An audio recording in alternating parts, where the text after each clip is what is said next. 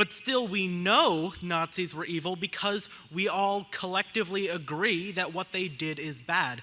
What you just said, though, just contradicted what you said earlier, because you said if the Nazis had won and convinced everybody that murdering Jews was right, you admitted that would still be wrong, even if everyone collectively agreed it was right. I have a couple questions. First, if morality is derived from God, then how do you account for different standards of morality among different countries and civilizations and over different periods of time? Yeah, excellent question. I think C.S. Lewis investigated that very question quite well in his book, The Abolition of Man, where he says that although there are differences among the periphery, he says that all major civilizations have agreed on an essential moral code. That you can't think of a society where, say, it was considered good that you double-crossed all the people kindest to you, or that you ran away from your friends in battle. He said you might as well think of a place where 2 + 2 = 5. You will not find a culture like that. But actually, the argument for morality doesn't require human agreement.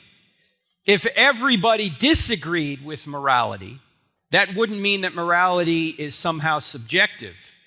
Imagine this. Imagine the Nazis had won World War II, Matthew, and took over the entire world and convinced everybody that murdering Jews was a good thing. Would that make it a good thing? Of course not. No, of course not, right? Because there's a standard beyond us. If we have morality wrong, that's not God's fault.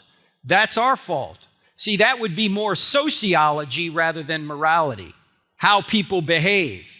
We're talking about a standard.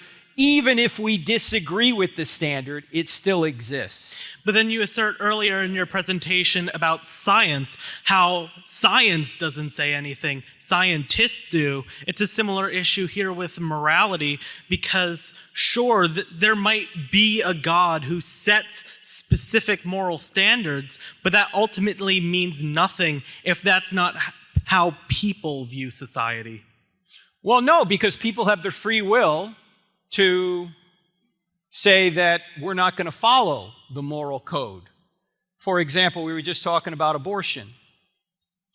You know and I know that if you and I were right here and saw a live baby being dismembered, we would immediately understand intuitively that's wrong. However, we might suppress the truth about that because we want the convenience of not having a child in our lives. And we can suppress the truth. We all suppress the truth. It's not a matter of our cognition. It's a matter of our resistance to the implications of what the right thing is. We understand dismembering babies is wrong, but we may suppress that so we can have the convenience of getting someone out of our lives we don't want in our lives. But again, sure, we may have that objective standard of morality set by a God, but that doesn't mean anything here on earth if that's not how we live and that's not how we view morality. That's still what's more relevant to us. For example, you bring up the Nazis repeatedly, how without a God setting morality, then we can't prove that the Nazis were evil. But still, we know Nazis were evil because we all collectively agree that what they did is bad. It's a standard of morality that exists because we agree that it exists. So what you just said, though, just contradicted what you said earlier, because you said if the Nazis had won and convinced everybody that murdering Jews was right, you admitted that would still be wrong, even if everyone collectively agreed it was right. Sure, if everyone in that hypothetical world agreed it was right, I would still know it's wrong because I accept the societal standards and I understand Wait, Matt, no, the societal standard was murder Jews. That's the Nazi I'm talking about the societal standards of morality within our life, within the real world. Well, the Nazis were part of the real world. What do you mean?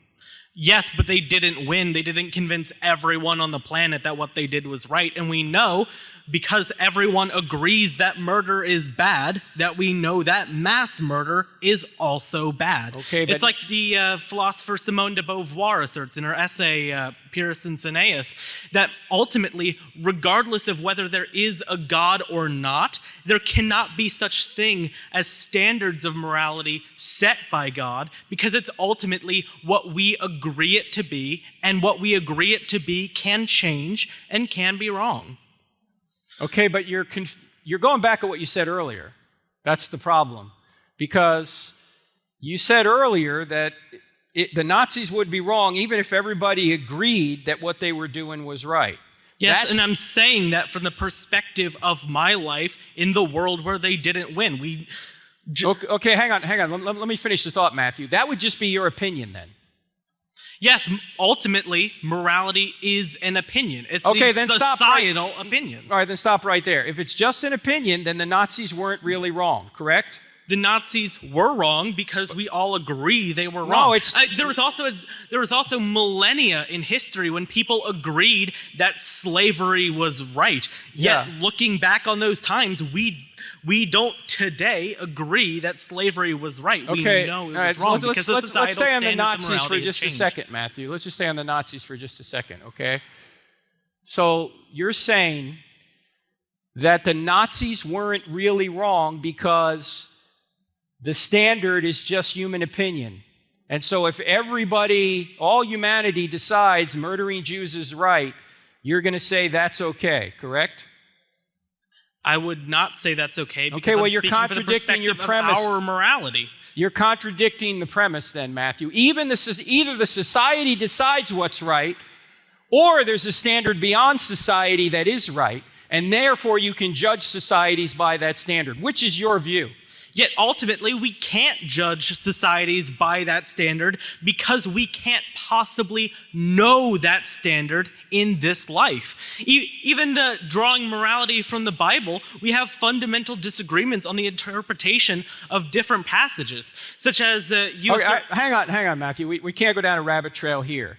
You just a few minutes ago had said that everybody agreed murder's wrong, and therefore mass murder's wrong. But now you're saying that people can't agree what's right and wrong. So which is it? I'm saying we can agree. I'm saying we can't know for certain if there is a God, what that God believes to be right and wrong. We simply cannot know that in our lives. Why? Why do you say that?